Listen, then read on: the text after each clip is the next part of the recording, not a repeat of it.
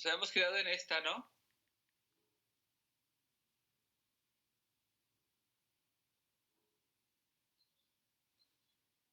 Sí, doctor.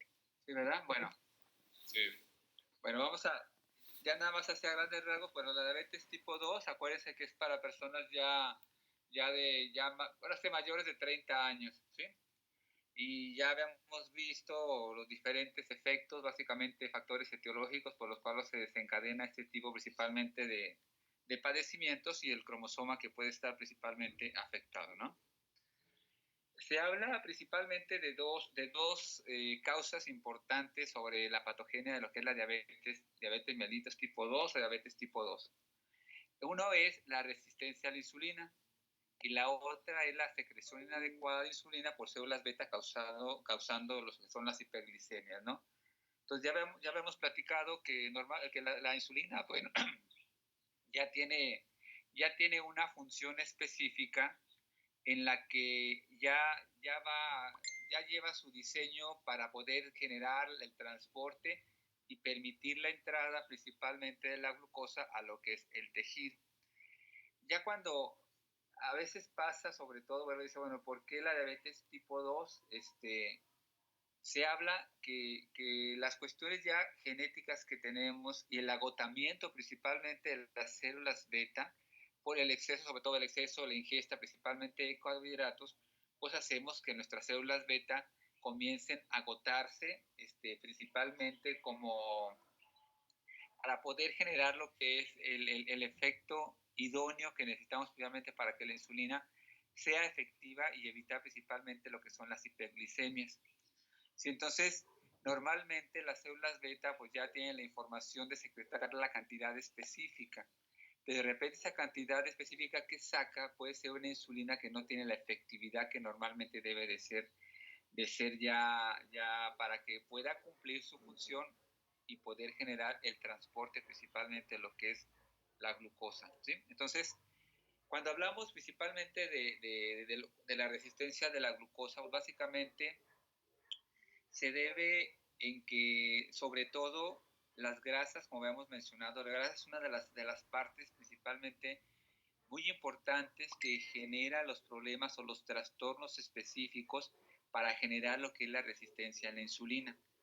Estamos hablando que normalmente, o sea, tenemos que tener grasa, eso es normal, pero claro, tiene que ser una grasa, la grasa es buena en el cuerpo, sobre todo porque es parte principalmente importante para poder segregar o secretar ciertas sustancias que también nos ayudan básicamente para generar la función de una de ellas, es sobre todo principalmente la insulina.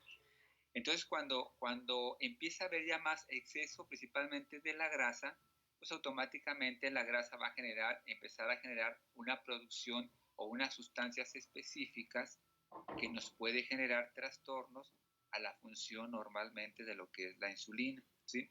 Ya hemos mencionado pues, que el hígado es una parte de almacén de glucógeno y que él básicamente lo que hace es liberar el glucógeno y que el glucógeno se le hablan sobre las cadenas de desdoblamiento en la sangre para que este glucógeno sea aprovechado cuando hay deficiencias principalmente de glucosa en sangre, ¿sí?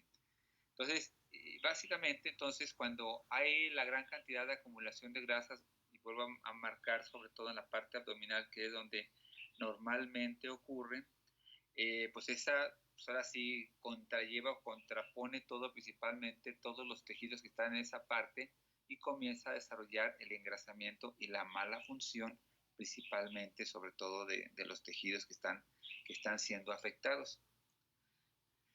Entonces, como les mencionaba, la grasa básicamente pues es la que tenemos muchas veces que cuidar, ¿no? Inclusive hay ciertas medidas que dicen, si te pasas de ese ejemplo de como de 90, de una talla mayor a 90, 80, de la cuestión de la circunferencia de la parte abdominal, pues implica que estamos, ahora sí ya cuando uno va con el nutriólogo, él determina qué tanta obesidad tenemos, moderada, leve o severa, dependiendo de la gravedad que tenga, sobre todo la grasa, y una principalmente de las funciones que hace lo que es del nutriólogo, pues tratar de disminuir todas esas concentraciones principalmente de lo que son las grasas. Yo creo que ya les había mencionado que de repente llegan las modas en la que pues utilizar los famosos quemadores de grasa, ¿no?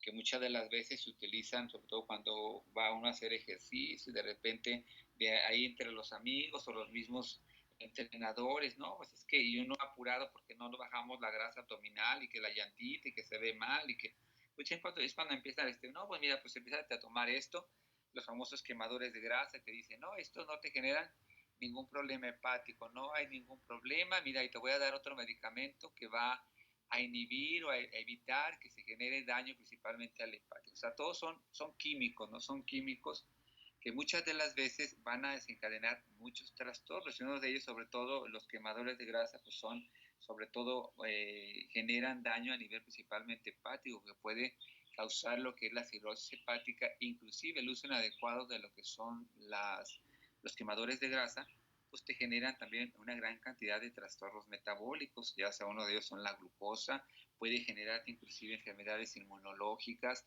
una gran cantidad de problemas. O sea, cuando se usan estos quemadores de grasa, bueno, pues tiene que ser con alguien que sea certificado, que tenga el conocimiento y que los maneje de una forma principalmente adecuada. No estoy hablando que sean malos, son malos cuando lo hacemos en forma indiscriminada. Es igual como cuando te automedicas con antibiótico, ¿no? Si tú vas con tu médico, pues el médico te va a dar dosis, tiempo, bla, bla, todo lo que, cómo lo tienes que tomar. En cambio, sobre todo ese tipo del uso de proteínas, el uso de todos los componentes que ayudan que para que suba el músculo, que para que entre la proteína y hay una gran cantidad de variedades de componentes químicos que se dan durante, sobre todo, lo pongo el ejemplo sobre el ejercicio, cuando de repente uno está desesperado, dice, yo sigo igual de gordo, me sigue la llanta, hago mucho ejercicio, me mato en el ejercicio y no pasa nada, ¿no? Y pues es cuando nos atrapan ahí los vendedores de todo este tipo, principalmente de sustancias, y te platican todo un historial de que son efectivas y hasta ellos dicen, mira, yo estoy como estoy debido principalmente al uso de todos estos componentes, ¿no? Sabemos que a la larga, pues todos estos van a desencadenar una gran cantidad principalmente de trastornos, ahora sí, de salud, ¿no? Entonces, más que nada, se habla de esto, bueno, pues ahora sí, el disminuir las concentraciones de grasa, pues hay que hacerlo a través principalmente de una persona que tenga la capacidad, que tenga ahora sí, el estudio para poder ayudarnos a disminuir o eliminar principalmente lo que es los contenidos de grasa. A veces ellos utilizan también quemadores de grasa, pero ellos los van manejando en una forma principalmente controlada, de una forma indiscriminada, ¿sí? Entonces, estas cuestiones, bueno, pues hay que tomar en cuenta, sobre todo que de repente nos agarran los que venden estos productos y pues nos hablan de maravilla, nos hablan de que ahora sí es lo primero que hay en el mundo y que te va a ayudar a eliminar todo. Entonces, cuando uno utiliza estos componentes químicos, bueno, pues hay que utilizarlos de una forma principalmente con conciencia, ¿no?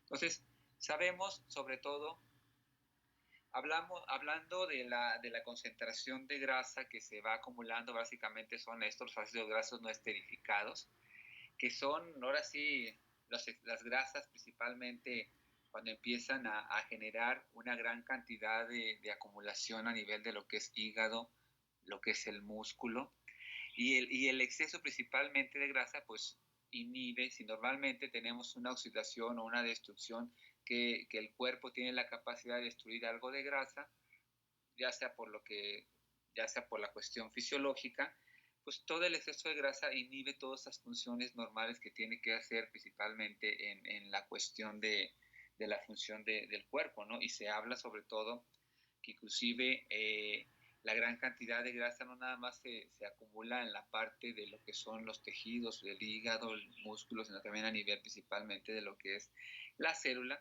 y eso también conlleva trastornos en la funcionalidad de la cuestión de la célula. Y se ha visto sobre todo las cuestiones que inclusive el exceso de grasa pues también puede conllevar por alteraciones a veces inclusive de los componentes celulares, la transformación de células, de unas células principalmente, ahora sí, neoplásicas, ¿no?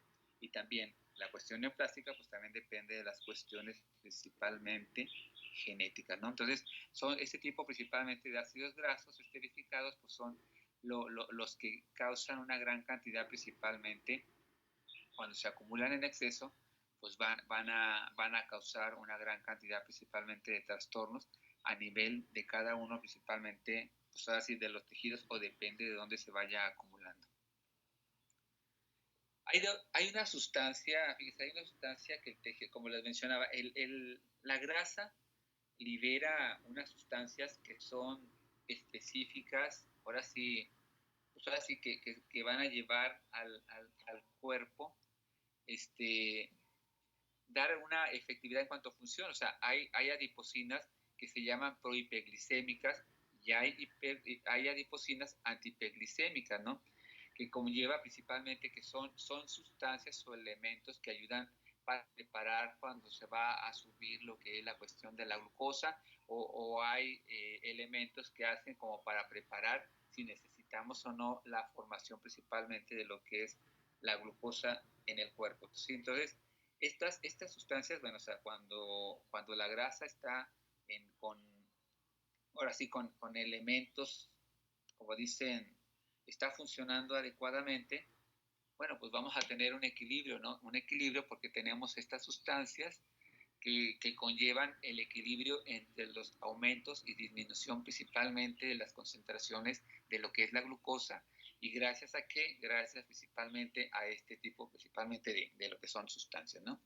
Entonces, cuando hablamos de adiposinas prohiperglicémicas, que son las que nos ayudan a preparar el cuerpo cuando va a generar, ahora sí, cuando va a el aumento principalmente de glucosa, y que esta sustancia, por ejemplo, la resistina, bueno, pues nos va a llevar a la preparación y al estímulo principalmente de lo que son los componentes principalmente derivados de la insulina, para empezar a trabajar, ¿no? Para que esta preparación de niveles de glucosa que van a ser utilizados como energía, pues tengan una preparación, porque también llevan un mecanismo de preparación para que tenga una efectividad en cada uno, principalmente de lo que son los tejidos. Entonces, hay otras que son las adiposinas, dentro de las adiposinas son las antihiperglicémicas, que son la leptina y la adiponectina. Estas sustancias básicamente, ¿qué es lo que van a hacer? Pues generan esta función, y son de las más importantes, este tipo de adiposinas, que son los que nos ayudan sobre todo, inclusive ya cuando, a pesar de que la insulina sale a través principalmente de la célula beta, pues la entrada también principalmente de esta sustancia, cuando sale la insulina, así como dicen, como que le inyectan como energía, o le inyectan una efectividad principalmente a la insulina, para que ésta vaya ahora sí con un refuerzo y una reacción para que funcione en una forma principalmente adecuada, ¿sí? Adecuada, y que ayude a la función o al transporte principalmente de lo que es la entrada de energía a través precisamente de la célula. Y otra de las cosas y de las funciones de esta, la alecolectina y la adiponectina, vean, también ayuda principalmente a que las concentraciones de los ácidos grasos o las grasas que puedan formarse a nivel principalmente del hígado y del músculo, pues también ayuda como que a oxidarlas, inclusive como a generar la destrucción principalmente de estos componentes grasos, para evitar que se genere la acumulación excesiva de este tipo principalmente ahora sí, de grasas, que van a causar a la larga una gran cantidad principalmente de complicaciones. Bueno, y estamos hablando sobre todo de grasa en concentraciones normales, porque de repente, y pongo lo del ejercicio, porque de repente pasa que dices que vas con el nutriólogo que se dedica a la cuestión del deporte, y te empieza a hacer las medidas, y tiene ahí como ya uno en su computadora, ya un programa en el que te dice, no, mira, tienes tanto de grasa, ya bajaste el 17% y ya bajaste el 5%, hay que bajarlo al 3%. Es imposible, ¿no? La grasa tiene que haber en el cuerpo no puede quedarse sin grasa, porque la grasa si vemos, pues tiene elementos o tiene una función también en el cuerpo, ¿no? No estamos hablando de un exceso de grasa, sino un exceso en concentraciones principalmente normales. Porque de repente dice, ay, tengo la lonjita, híjole, pues hay que tratar de eliminar toda esa grasa. Bueno, se puede eliminar, pero pues a base principalmente de ejercicios. Pero no, nunca podemos llegar ahora sí, a una grasa en cero grasa, ¿no? El cuerpo siempre tiene que tener grasa, ¿no? Y es uno de los componentes, pues hablamos de las adiposinas, que son sustancias específicas que nos ayudan a mantener a que los niveles o el efecto de la insulina tenga una reacción satisfactoria a nivel principalmente de lo que es en la sangre y poder transportar lo que es la glucosa hacia los tejidos. Entonces, vean sobre todo la adiponectina, el exceso de grasa tiende a disminuirse, ¿sí? Entonces, imagínense, cuando la insulina sale y tenemos exceso de grasa, las concentraciones de adiponectina están disminuidas, ¿qué es lo que va a pasar con la insulina?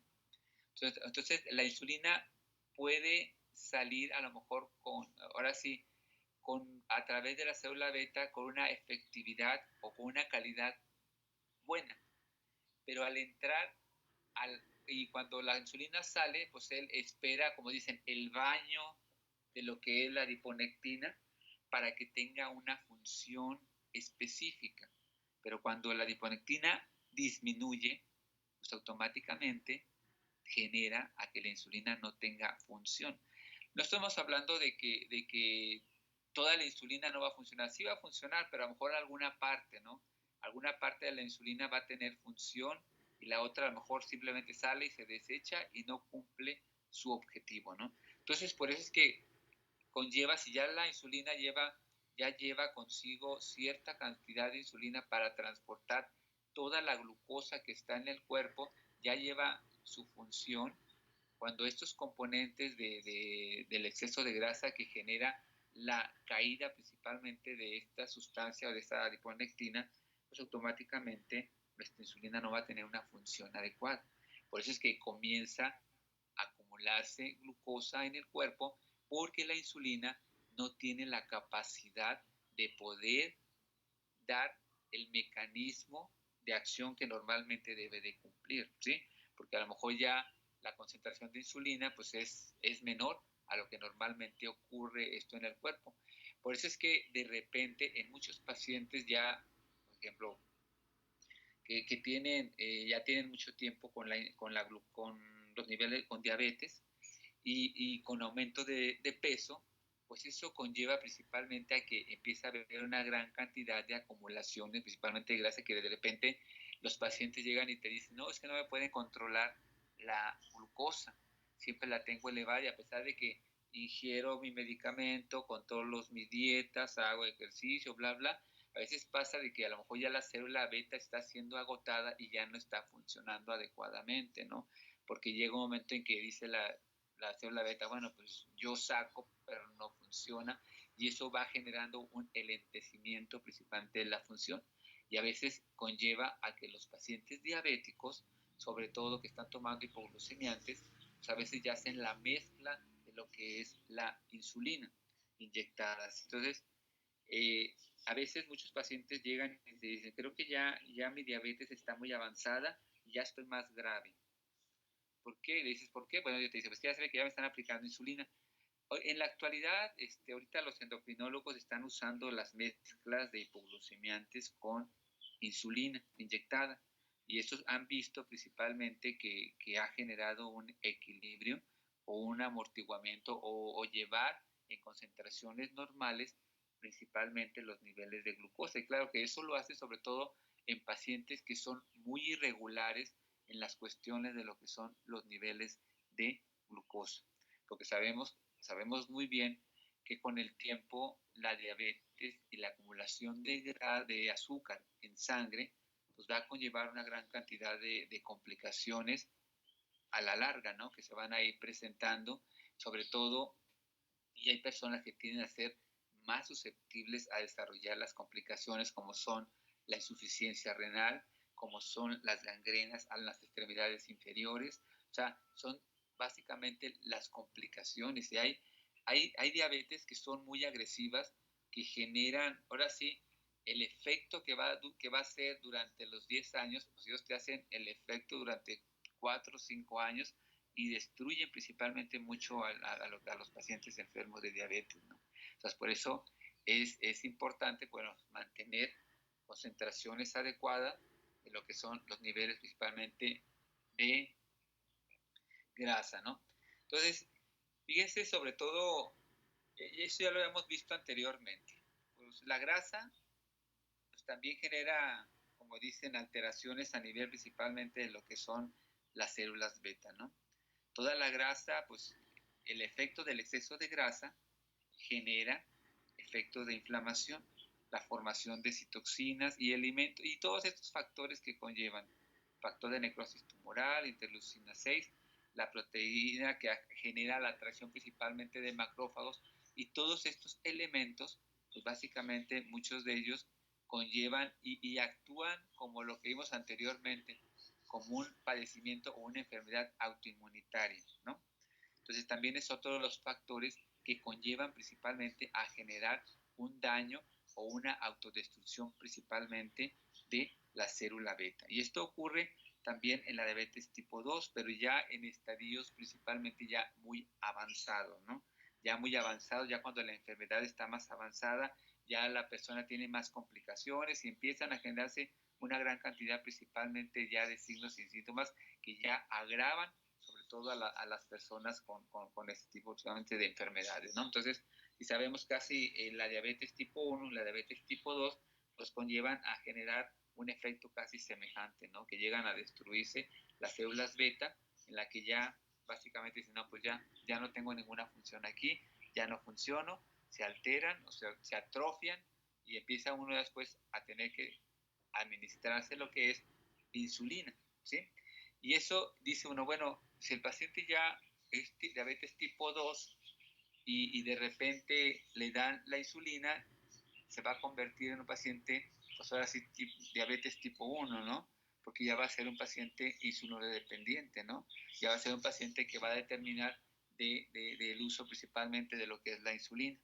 Entonces, por eso, cuando nosotros llegamos a tener pacientes, pues siempre tenemos que tratar de ver qué tipo de medicamentos toma para su diabetes, qué tipo de insulina también está tomando, porque muchos medicamentos que nosotros utilizamos en odontología pueden inhibir el efecto de la insulina o inhibir el efecto del hipoglucemiante, sobre todo los antibióticos, o a veces inclusive a los analgésicos, o de repente que estamos utilizando algún tranquilizante, ahora sí dárselo al paciente antes de que vaya a la consulta. Siempre tenemos que hacer, ahora sí, ver las interacciones farmacológicas, que eso es lo que hacemos siempre cuando haces tu historia clínica, ver qué interacción farmacológica tiene el medicamento con respecto a nuestros medicamentos que nosotros utilizamos, porque de repente se dice, este medicamento se contrapone con anticoagulantes, este medicamento se contrapone con, ahora sí, con depresivos de la mono, quién sabe qué, todo ese tipo de elementos, pues no, o sea, básicamente nada más utilizamos analgésicos, desinflamatorios, antibióticos, inclusive de repente relajantes musculares, nuestros propios anestésicos, saber que no se contrapongan contra el efecto principalmente de lo que es el medicamento del paciente, ¿sí? Entonces, y sobre todo, fíjese, por eso se habla de que el exceso de grasa genera proceso inflamatorio. La grasa en concentraciones normales, pues básicamente no genera ningún problema, ¿no? O sea, puede generar eh, el efecto normal principalmente de lo que es la insulina, ¿no? Entonces, o sea, pues es ahora sí como se menciona, el exceso de grasa, exceso de inflamación, alteraciones en la producción de insulina o en la efectividad principalmente de la insulina. Grasa en cantidades normales, inflamación específica, que a lo mejor el efecto de la formación de citocinas no son tan excesivas y a veces hace que la insulina pueda cumplir su función en una forma principalmente satisfactoria. Bueno, esto es ya básicamente lo que mencionamos, ¿no? El efecto de lo que son las... ¿Sí? Este es un esquema nada más para que veamos cuando se habla sobre todo de las predisposiciones genéticas y los factores ambientales, ¿sí? Cuando hay predisposición genética, bueno, pues hay una gran cantidad de factores genéticos, ¿no? Que ya van consigo, ¿sí? Entonces, uno puede ser básicamente, pues hay alteraciones, principalmente en lo que son las células beta, hay pérdida de la secreción de insulina, nos genera hiperglicemias, se agotan las células beta y nos genera básicamente lo que es la diabetes tipo 2, ¿sí? Entonces, cuando es y yo ya les había mencionado, la predisposición genética, pues ahora sí es lo que nunca podemos pasar o podemos prevenir, ¿no? O sea, siempre dice uno, ay, híjole, las herencias que nos dejan nuestros parientes, quisiera uno que nos dejara una herencia económica, y no, pues nos genera las herencias de enfermedades, ¿no? Entonces, muchas de las, sobre todo, ya genéticamente hablando, bueno, pues nos lleva básicamente alteraciones a nivel que ya lleva una información a nivel cromosómico, bueno, pues ya nos genera el trastorno de lo que es la célula beta. Los factores ambientales, pues básicamente pues ahora sí es nuestra alimentación, ¿no? Nuestra alimentación, que a veces exageramos en la cantidad principalmente de carbohidratos, y el estar ingiriendo constantemente todo ese tipo de elementos o de carbohidratos, que es lo que estamos haciendo, pues llegamos a generar el agotamiento de las células beta porque estamos haciéndola que funcione en una forma crónica, una forma, ahora sí, constante, ¿sí? Una forma constante que a la larga pues nos va a llevar principalmente al daño o al trastorno o a la ya no función principalmente de la célula beta, y nos va a llevar básicamente a lo que es la diabetes tipo 2. ¿Sí? Entonces, por eso es que cuando se hacen las comparaciones, tanto genéticas como ambientales, pues puede ser, y inclusive pasa muchas de las veces, sobre todo que dice uno, bueno, yo no tengo, y sí ha habido, de repente salen pacientes que dicen, bueno, yo no, pues no, yo que sepa de familiares diabéticos, pues no, yo no tengo ningún familiar diabético, yo no soy diabético, y de repente a lo mejor, si yo no soy diabético, yo no tengo parientes diabéticos, a lo mejor, por ejemplo, a lo mejor alguna de mis familias, de mis hijos o hijas, llegan a tener diabetes, pues a lo mejor no es de que a lo mejor nosotros seamos los portadores del trastorno, ¿no? Si a lo mejor la herencia va a empezar a partir de lo que es el hijo o la hija, ¿no? A lo mejor ahí va a ser el inicio de los trastornos genéticos, y a partir de ahí pues empieza lo que es la cadena, ¿no? Entonces, y pues para saber si ella es la iniciadora, o a lo mejor los antecedentes o los familiares de mayor tiempo, pues a lo mejor son los que ya traen la información genética, que a lo mejor conforme van pasando las generaciones, hay un factor específico donde dice, en esta generación va a empezar el problema principalmente de esta enfermedad. ¿Sí? Entonces ya las cuestiones genéticas pues ya dependen principalmente de qué tanto trastorno o qué tanta información tengamos para iniciar el inicio principalmente de lo que es ese tipo de enfermedad. ¿Sí?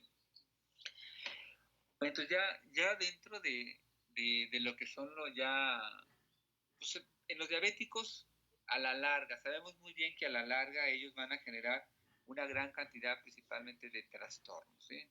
De trastornos, nosotros llamamos las microangiopatías, las retinopatías, nefropatías, neuropatías, que se van a ir presentando conforme va pasando el tiempo, ¿no? Claro que sabemos estos padecimientos o estas complicaciones van a ir apareciendo, pues también depende mucho de qué tantos cuidados tienes tú en cuestión de tu enfermedad. La diabetes, o sea, ya les había dicho yo, si te da diabetes, tú puedes morir de todo menos de diabetes si tú te cuidas adecuadamente, ¿no? Si uno no se cuida adecuadamente, se supone que ha habido algunos estudios que dicen, de repente a uno le dicen, ¿sabes que eres diabético? Y a veces uno no acepta la enfermedad.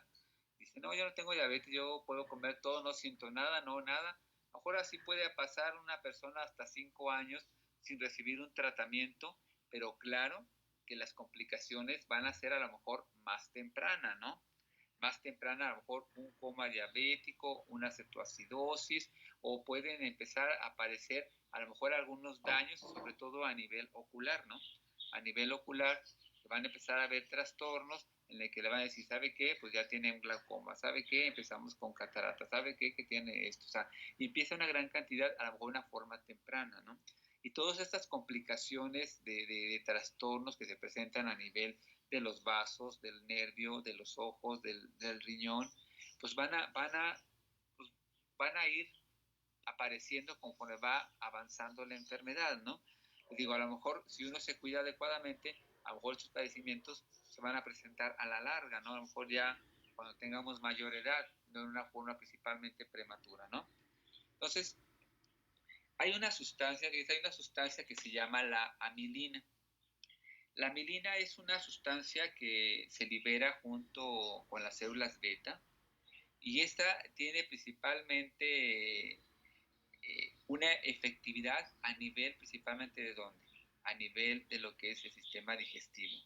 ¿Se acuerdan que también hay una célula específica que nos ayuda para los procesos principalmente digestivos?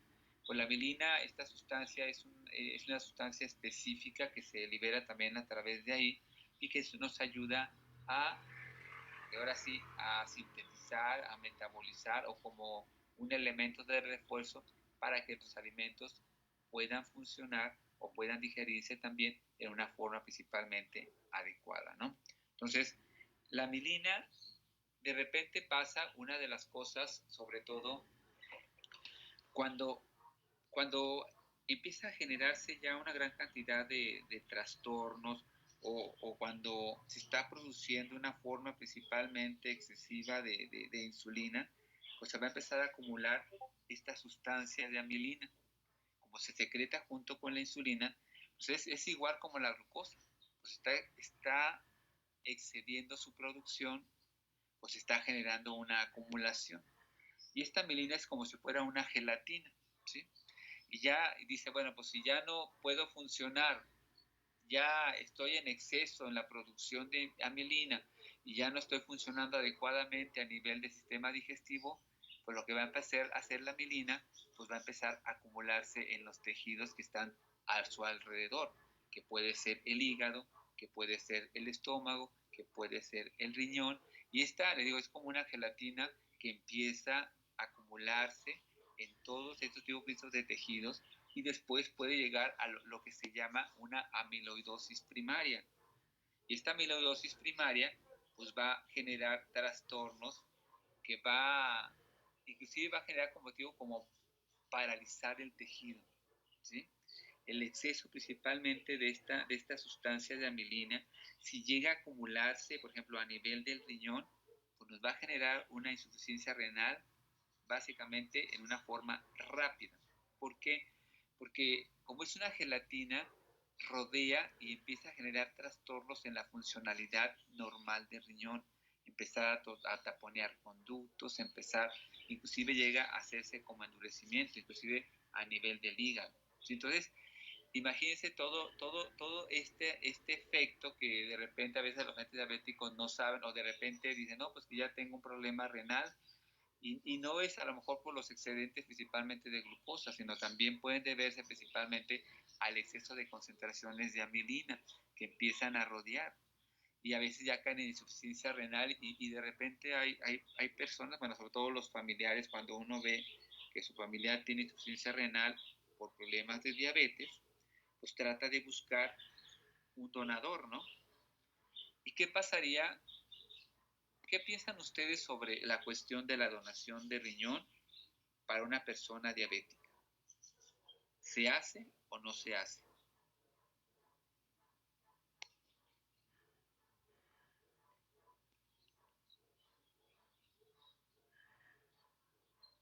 ¿Qué piensan?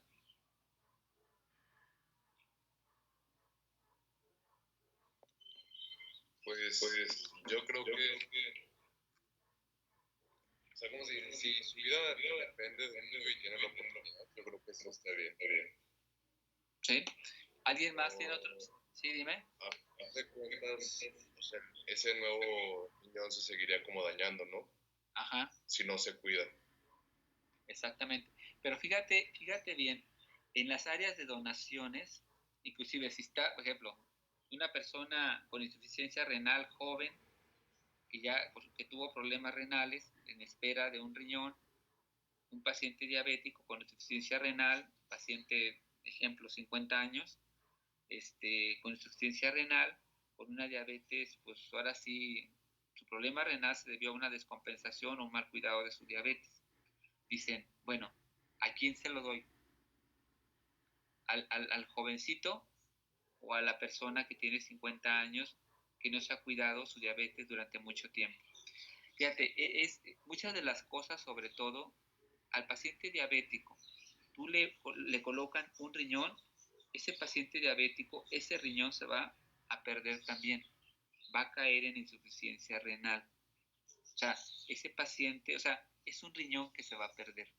Por eso no sé si te fijas, muchas de las veces pacientes diabéticos, creo que no, a veces en la lista de espera no los tienen. Inclusive hasta con los familiares platican, y mira, si mira, está bien, a lo mejor uno como familia puede decirle, pues es mi papá o es mi hermano, yo le dono el riñón. El médico casi por rato dice, perfecto, nosotros podemos hacer lo que ustedes soliciten, pero ellos te explican desde el principio.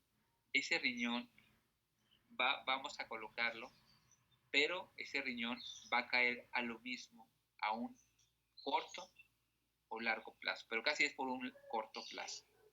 Por eso a veces te dicen, bueno, ¿lo colocas o no lo colocas? ¿Sí? O sea, ahora sí, ya las decisiones básicamente de esto es las cuestiones familiares, ¿no? Porque dices, bueno, si yo lo dono, pues yo estoy ayudando a mi familiar, ¿no? Y sabes muy bien de antemano que el uso de tu riñón, pues es un riñón que va a ayudar al familiar, posiblemente se va a recuperar por un tiempo, que después va a caer en una insuficiencia renal tarde que temprano, ¿sí? ¿Por qué? Porque son pacientes que ya cuando caes en una insuficiencia renal, ya son pacientes pues que ya tienen un problema de diabetes ya muy severo, ¿no? Ya muy avanzado. Inclusive ya puede haber manifestaciones en otras partes de su cuerpo. Entonces, por eso es importante las decisiones de donaciones, pues ahora sí son así, decisiones muy complicadas, ¿no? Como tú dices, pues si tienen la oportunidad, pues lo dono, ¿no? Es mi familiar, yo se lo dono. Pero inclusive hasta te hacen firmar, ¿no? Te hacen firmar, pues nosotros lo damos, pero va a conllevar con eso, porque a veces lo haces tú, bueno, yo le dono el riñón, a lo mejor va a durar otros 5 o 10 años, o sea, el riñón pues tiene que durar mucho tiempo, ¿no? Y tú dices, a lo mejor le alargo la vida, pero si sabes bien que ya trae muchas complicaciones, va a ser un riñón, vas a someterlo a una cirugía de antemano, ya en la anestesia general ya se compromete a la persona, ¿no? Entonces dices tú, bueno, ¿qué determino, no? O sea, a veces son decisiones muy complicadas y difíciles de decir, ¿no? Porque si se trata de tu papá, de tu mamá, de tu hermano, de abuelito, algún familiar muy cercano, y si tú eres el que puedes donar, pues ahí es una decisión, ahora sí ya muy personal, ¿no? Y te digo, inclusive hasta los doctores te platican tiempos de vida, ¿no? ¿Cuánto tiempo de vida le puedes dar? O a veces preguntas, ¿y cuál va a ser la calidad de vida cuando yo le dé mi riñón? Y acuérdense, sobre todo, cuando se donan riñones, ya el paciente tiene que estar tomando de antemano pues, medicamentos, ahora sí, cortisonas, ahora de a montón, medicamentos, ahora sí, para que el riñón como dicen, se pegue y se quede en el organismo de la persona. Y acuérdense que cuando empiezan a tomar esos tipos de medicamentos, mientras el cuerpo se va adaptando, va a caer en una depresión inmunológica por el efecto de los medicamentos, ¿sí? Entonces, eso conlleva, pues, otras complicaciones, ¿no? Otro tipo de complicaciones que dices tú, ay, no, pues, sí. Y te digo, y los médicos te lo dicen claramente, ¿no? O sea, yo hago lo que ustedes determinen, pero está todo esto, ¿no?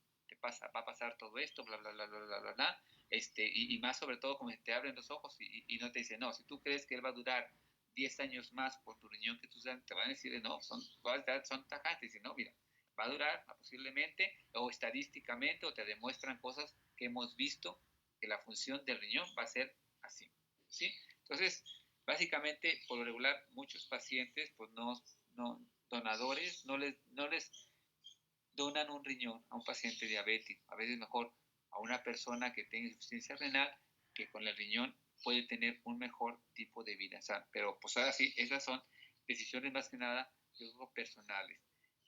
Y ahora sí, pues ahora sí cada cerebro es un mundo, ¿no? Y las decisiones pues son ya personalizadas. Entonces por eso a veces se habla de que el paciente diabético a veces es más complicado colocarle un riñón porque ese riñón se va a perder. Va a caer a lo mismo de su insuficiencia renal que cayó, ¿sí? Entonces por eso a ellos muchas de las veces les dicen, ¿sabes qué? Mejor vamos a hemodializarlo, ¿no? Y les hacen las hemodiálisis ya a veces hasta 2, hasta 3 veces por semana, ¿no? Que con eso conlleva, bueno, pues alargan un poco más su vida, ¿no? Con el uso de estar con las máquinas para que él pueda sobrevivir lo que es su enfermedad, ¿sí? Entonces, vean sobre todo a nivel macrovascular, bueno, pues a nivel de aquí, pues todo lo que va a pasar, pues todo es a nivel principalmente de la sangre, ¿no? Y hay una gran cantidad principalmente de problemas cardíacos, de problemas renales. Muchos pacientes diabéticos caen en hipertensos, ¿sí? Y la hipertensión no controlada pues va a recabar básicamente a nivel del riñón. Es uno de los problemas principales que tienen los pacientes diabéticos, que pueden caer en lo que es una insuficiencia renal, ¿sí?